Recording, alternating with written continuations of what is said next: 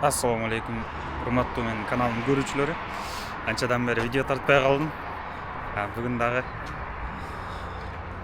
кайрадан кийинки кылуучу рейсимди видеого тартып сиздер менен бөлүшөйүн дедим. Азыр мен Ременскайдамын, Москванын түштүк тарабында. Тагыраак айтканда, маселе жай табуу кыйын болот бул жактанчы. Машина койгону. Бул жерге койду машинаны, бирок эрте менен бул жерге машина толот экен да, мына жергечи. Мына издеринен да байкап атам, анан картадан да карадым эле жана. Эрте менен кандай болот экен абал депчи. Бул жерге эрте менен мына машина толот экен бул жерге, моундай болот. Ошого ойлонуп атам, азыр эмне кылсам экен? Башка место издесемби же ушул жерде жапкы сала берсемби депчи. Мен саат 9-га барышым керек болчу, жүк-жүктөгөнө.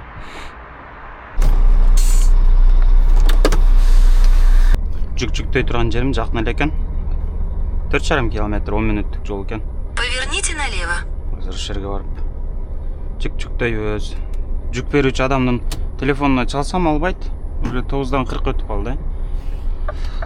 Ошону чечиштин айласын кылып отуруп 40 мүнөт өттү.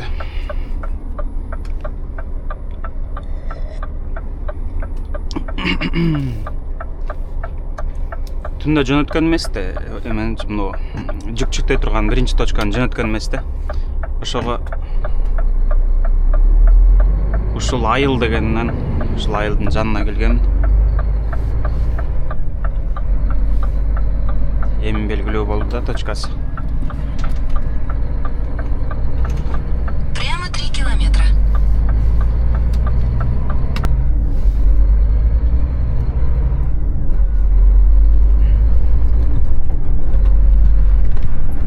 Ну, братец, кандай абат болду экен эми?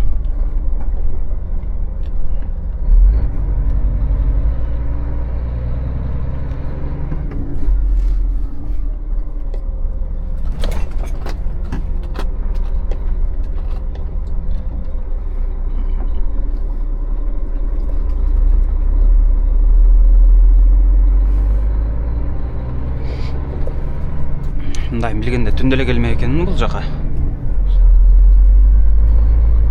Атайын машина койчу жай бар окшойт бул жерде. Мен болсо жолдун боюна токтодум го.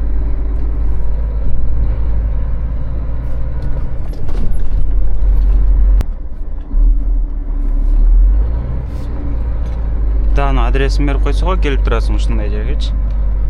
Анан дана адресин бербесе экенин алдын ала билбейт экенсиң мындай жерлерди. 1,5 саат күтүптүм ушул жерде, парковкада.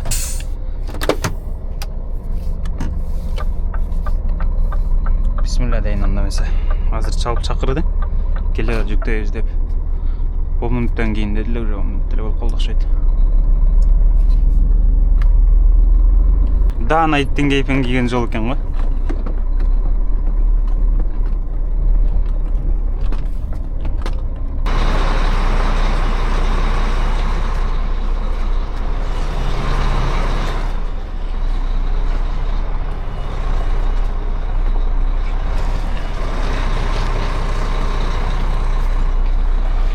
Ушинтип үйрөтө бергендер, кызыгы. Түздө кыйшайт деп элечи. Как будто мен көрбөй аткансып.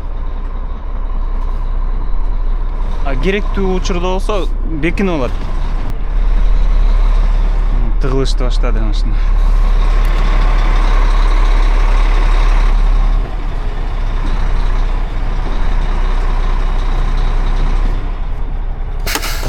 Азыр үстүн ачабыз. Верхняя погрузка болот, верхняя. Бир ылайга чейин эми бир жыргап.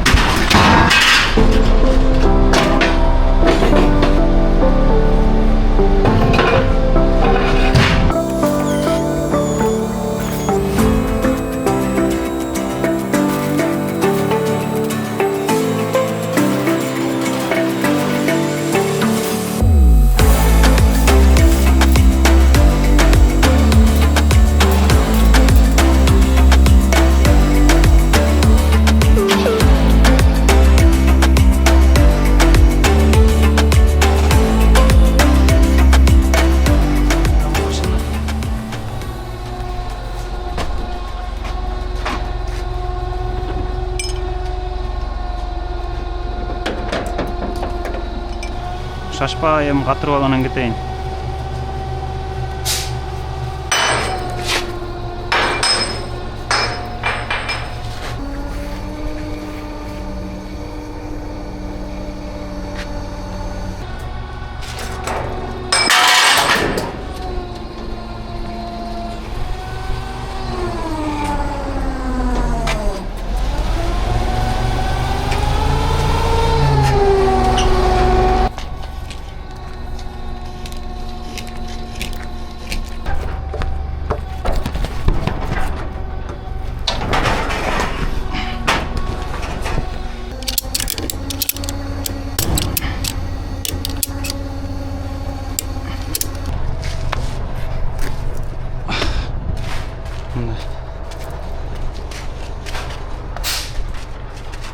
Жакшы. Түңөлүп болуп калган айгы.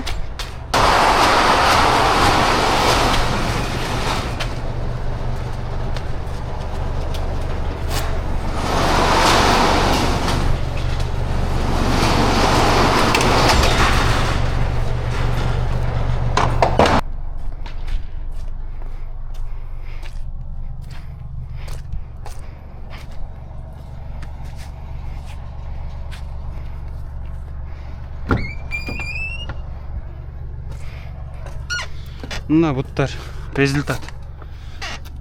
Мына чөшкөндү карасаң, сразу лайга жабыш болайын атат.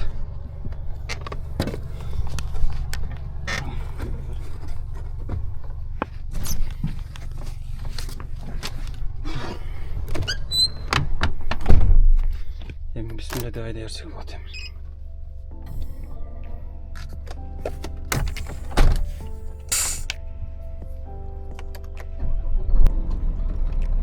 Ар бир 3 тоннадан чыгат, кийин ошо 12 тонна, 212 тонна деп көрсөтүп атат. Жакшы эле. Салмагы жеңил экен, жакшы, бирок.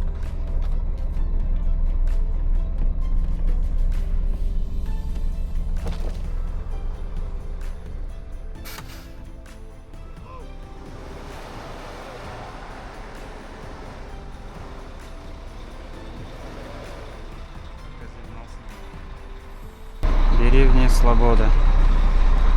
Твердая деревня Слобода, да, лучше? 3 саат 50 метров. Поверните налево. 3 саат 7 мүнөт экен ошол. Айылга чейинчи, жүк түшүрө турган жерге чейин. Ушундай жерлер жаман да.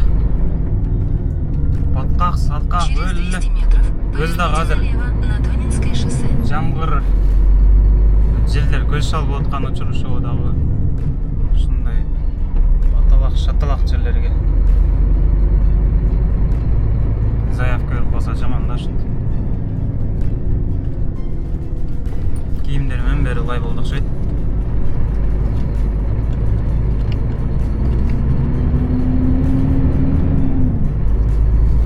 Ошол достор, мен тарткан видеолорум негизи адамдарга, элдерге мындай Поверните жүк налево. ташып иштеген, фурада иштегендердин ишин жакшы көрсөтүү эмес, ошол жака үгүттөө максатында эмес да.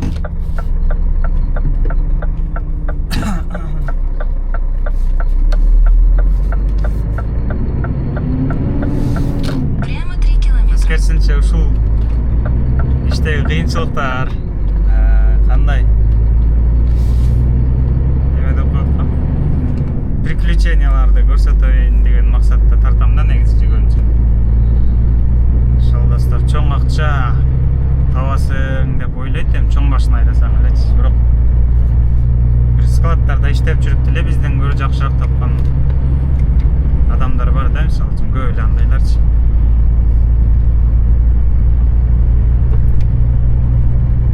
Ошондой ар бир жумуштун өзүнө жараша кыйынчылыгы бар негизи. Жоопкерчилик.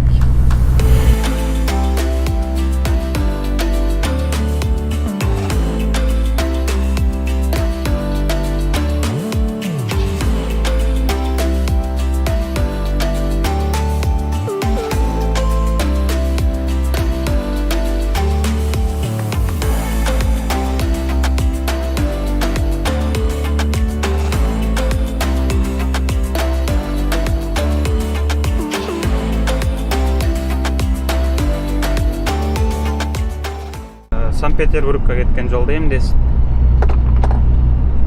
Остановка жок да өзү бул жакта, жетишсиз остановкачы. Бар бирок акча төлөй тургандар. Анча алар делечи аз. Негизи бул жолдо ошо токтоочу жайлар жок болгон үчүн токтой албай кетип атамын дагы деле. Намаз окушум керек эле. Шам жакындап келип атат. Впереди камера на 70. Камера жетиштүү, бирок 60га 70ге коюлган камералар толтурат. Бирок ошо бир жолдун боюна парковка кылып койсочу. Кана эле башка шосседегидей кылчу. Солнечногорсктан өтүп Клинге кирип калдым. Клиннен да бир кыйлап өтүп, анан место destination'га барам. Жанагы жүк түшүрө турган жергечи. Акыры туу место таптым окшойт, жай. Сүйүктүү өзүмдүн кайрадан эле жанагы Газпром нефть деген заправкама келдим.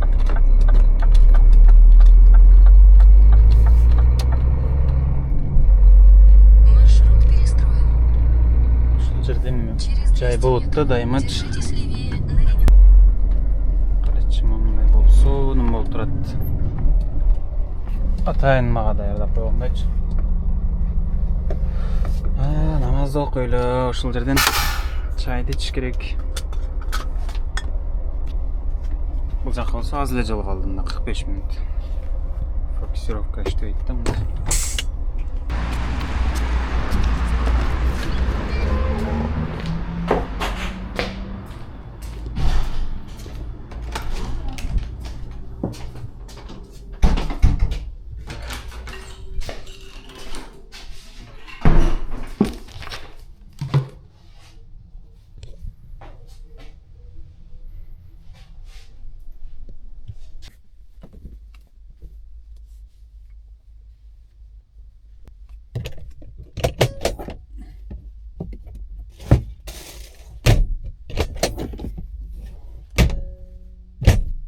Ешкеле чыгып окушум керек экен.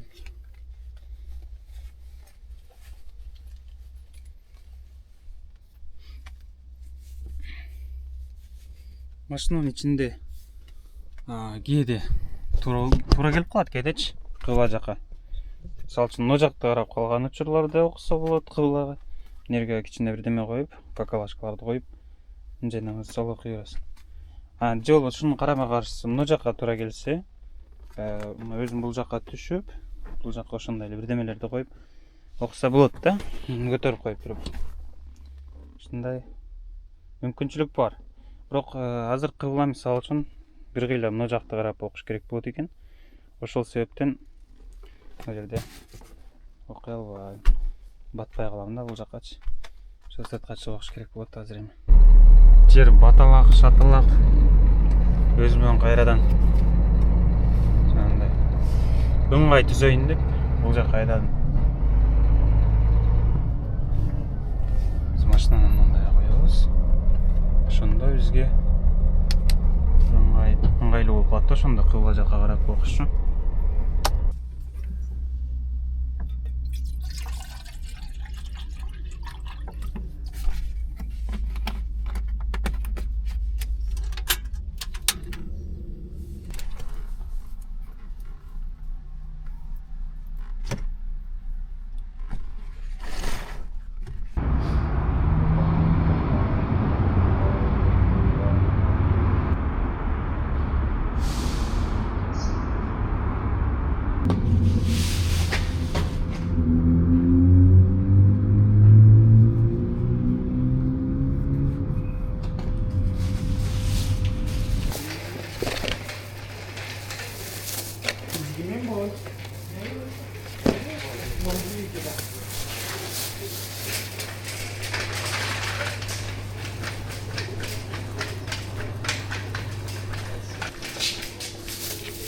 Здравствуйте.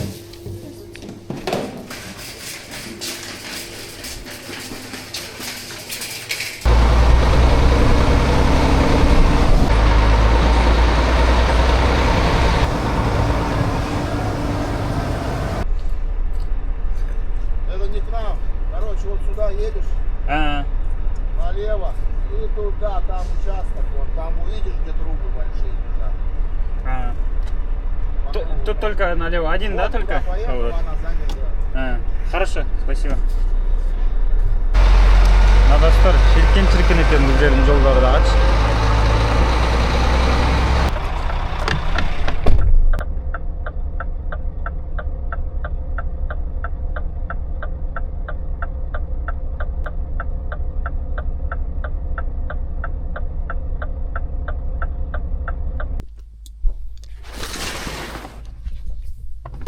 Бүгін түсірбей тұрған болды.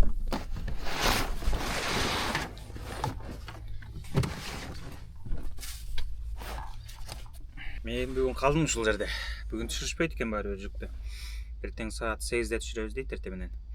Ошого чейин ушул жерде түнөп калдым. Менин оюмча иштин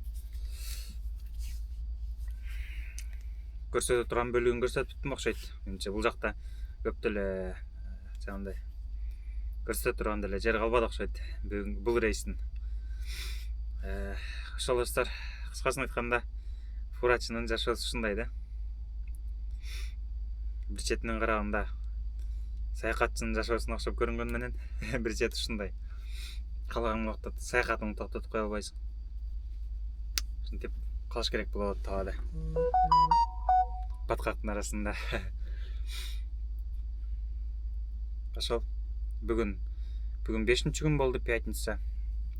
Эгер эртең суббота болуп калат, рейс болуп калса, жакшы, Москва жакка кайтып кетем. Аны рейс болбой калса, кандай болот билбейм азырынча.